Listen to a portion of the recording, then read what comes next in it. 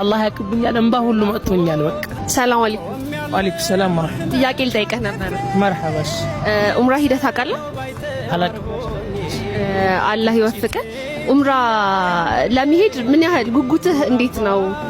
የመሄድ መነሳሳትህ እንዴት ነው ወላሂ በጣም አለኝ አሁን ራሱ እዚህ ስናገር ወላሂ በደስታ ነው ምክንያቱም ወላሂ በውስጤ ሆኜ እያሰብኩ ነበር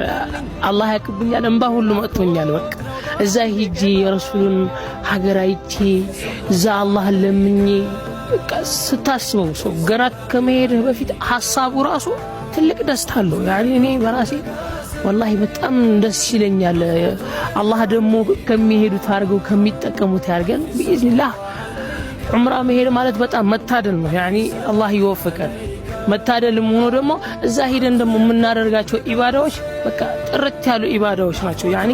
ብዙ ጊዜያችንን ከአላህ ጋር ነው የምናሳልፈው አላህ ጋር ስናሳልፍ ደግሞ አላህ Subhanahu Wa Ta'ala ዱዓዎቻችንን የሚቀበሉበት እድላችን በጣም ሰፊ ነው ያኒ